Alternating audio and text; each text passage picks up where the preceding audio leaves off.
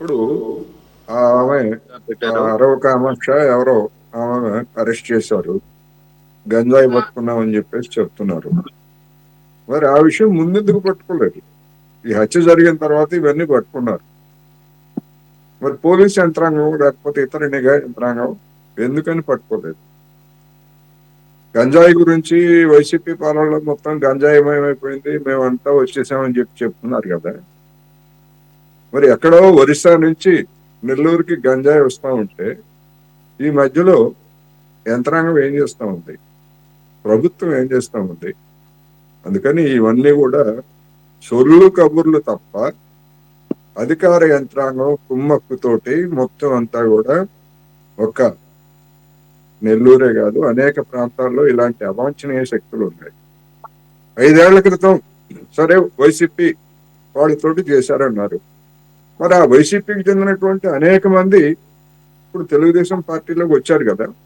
అంటే washing powder నిర్మాణ అయిపోయారా?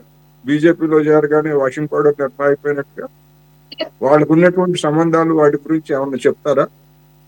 రెండోది, 18 నెలల కాలంలో, 7.5 కాలంలో అటువంటి శక్తుల మీద కనుక నిజంగా చర్య తీసుకొని ఉంటే నెల్లూరులో అటువంటి వాళ్ళకి, ఆ మాఫియాకి ఆ ధైర్యం వస్తుందా?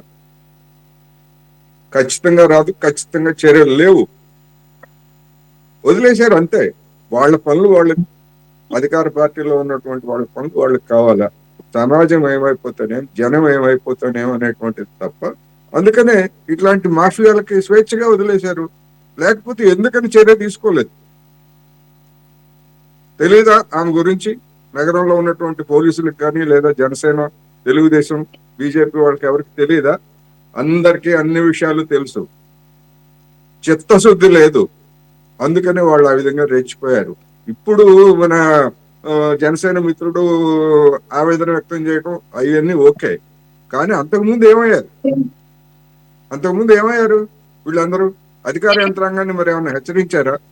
ఈ విధంగా ఫలానా ఇటువంటి దారుణం జరుగుతూ ఉంది అనేటువంటిది. ఆ పెంచలయ్యే మరి ఆ పోలీసులతో కలిసే దానికి వ్యతిరేకంగా ఆయన ప్రచారం చేశాడే, మరి ఆ పోలీసులకు ఆ మాత్రం తెలియకుండా ఉంటుందా? ఏ గుడ్డి గుర్రాలకు పళ్ళు తోముతున్నారు పోలీసు యంత్రాంగం? అందుకని ఖచ్చితంగా ఇది పోలీసు యంత్రాంగానికి వాళ్ళు చేయించారని మనం అనక్కర్లేదు, కానీ ఇలాంటి వాళ్ళని వదిలేశారు. అందుకనే జరిగింది. దానికి పోలీసు యంత్రాంగం బాధ్యత వహించాలి. వాళ్ళని మానిటర్ చేస్తున్నటువంటి రాష్ట్ర ప్రభుత్వం కూడా బాధ్యత వహించాలి అనేది నేను ఈ సందర్భంగా చెప్పదలుచుకున్నా.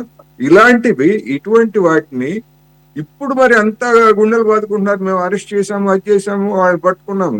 ఇంతకు ముందు ఏమైంది ఈ యాక్టివిటీస్ గురించి? ఎవరైనా సమాధానం చెప్తారా? ఎవరు సమాధానం చెప్పేటువంటి స్థితిలో లేరు. అందుకని అతని కుటుంబానికి అవసరమైనటువంటి ఆర్థిక సహాయం చేయాలి, ఆ పిల్లల భవిష్యత్తును చూడాలి. ఇవన్నీ కూడా చేస్తారా లేదా? ఒకవేళ వాళ్ళు చేయలేదు అనుకోండి, ప్రజలే చూసుకుంటారు. అతన్ని ఆదరించినటువంటి ప్రజలే, అక్కడ నెల్లూరులో ఉన్నటువంటి ప్రజలే చూసుకుంటారు. అనేక మందిని చూసాం కదా మనం. అందుకని పూర్తిగా ఇది అధికార యంత్రాంగం, ప్రభుత్వం యొక్క నిర్లక్ష్యం, మాఫియాలకి స్వేచ్ఛ ఇచ్చినటువంటి ఫలితమే ఈ దారుణం అనేది నేను చెప్పదలుచుకున్నాను. కంక్లూడ్ చేస్తాను సార్. Just 30 seconds. సార్, 10 సంవత్సరాలుగా వైఎస్ఆర్సీపీ ఈ సామ్రాజ్యాన్ని అయితే విస్తరించిందండి. వందల మంది, వేల మంది దీన్ని వినియోగిస్తున్నట్టు తెలుసుకున్నారు. దాదాపుగా 33 హాట్స్పాట్లు గుర్తించారు. 247 మంది హెచ్డి షీట్లు ఓపెన్ చేశారు. మీరు 10 సంవత్సరాలు అంటున్నారు కదా, దాంట్లో 5 సంవత్సరాలు మాత్రమే వైసీపీ ప్రభుత్వం ఉంది. 2 ఐళ్ళు మా నెల్లూరులో 10/10 వైసీపీఏ. దీనికి కేవలం కారణం వాళ్ళే. ఖచ్చితంగా కూడా చెప్తున్నాం. మనం అధికారంలోకి వచ్చిన 18 నెలల్లో 33 హాట్స్పాట్లు, 240 మంది షీట్లు ఓపెన్ చేసాం, 16 శ్మశానాలను. అవును సార్, కాదండి నెల్లూరు జిల్లా కాదు, రాష్ట్ర ప్రభుత్వాన్ని మించినటువంటి పవర్స్ ఒక్క నెల్లూరు జిల్లాకి వెళ్ళిపోతే వాళ్ళు గెలిచినంత మాత్రాన అంటే రాష్ట్ర ప్రభుత్వం సంవత్సరాలు వెతివిరిదే అంటున్నాను. అదే రాజకీయ నాయకులు, అదే వైసీపీ ఎమ్మెల్యేలే గతంలో కూడా గెలవడం జరిగింది. చూసి అదే చూడండి వారసత్వాన్ని తీసుకొని మరింత సింపుల్ strong సింపుల్ చేశారు. అండి, అదంతా వదిలేసేయండి. ఇప్పుడు మీరు దాదాపుగా 9 గెలిచినట్టున్నారు నాకు గుర్తున్నంత ఈసారి 10లో 9 మీరు గెలిచి 10 out of 10 మనయ్య. ఇప్పుడు మరి ఇప్పుడు 10 out of 10 18 నెలలు అయింది వచ్చి ఉక్కుపాదం పెట్టి అవును సార్, అణచివేయడానికి ఎంత టైం పడుతుందండి? జిల్లాలో 800 నన్ను అడిగితే 247 మంది సీట్లు ఓపెన్ చేశారు. హోమ్ మినిస్టర్ గారి బాధ్యత లేదా? పరామర్శించాలా లేదా? ఆర్థిక సహాయం ప్రకటించాలా లేదా? ఎన్ని రోజులైంది? ఎమ్మెల్యే గారు ఇప్పుడు ఆర్థిక సహాయం అయితే ప్రకటించారు సార్. ఎమ్మెల్యే గారు కనీసంగా ప్రకటించారు. నాకు తెలియదు పవన్ కళ్యాణ్ గారు కనుక పవన్ కళ్యాణ్ గారు పదవి చేపట్టినప్పుడు ఉన్నటువంటి ఆ ఫియర్స్నెస్ ఫోర్స్ ఇప్పుడు ఉన్నాయో లేదో నాకు తెలియదు, కానీ ఉండుంటే ఆయన చెప్పిన మాట కరెక్ట్. అది ఆ రోజు అవసరమైతే హోంశాఖను కూడా నేను హ్యాండిల్ చేస్తానని చెప్పేసి అంటే ఓన్లీ వైసీపీ వాళ్ళు టీడీపీ వాళ్ళ కార్యకర్తలా, మిగిలిన పార్టీ వాళ్ళు కాదా? ఒక మంచి కాజ్ కోసం ప్రాణాలు అర్పించాడు అతను. ప్రొయాక్టివ్ గా ముందుకు రావాలి. ప్రొయాక్టివ్ అసలు హోమ్ మినిస్టర్ ఎందుకు సందర్శించలేదు? ఎందుకు ఆర్థిక సహాయం ప్రకటించరు? ఖచ్చితంగా ప్రకటించాలి. మీ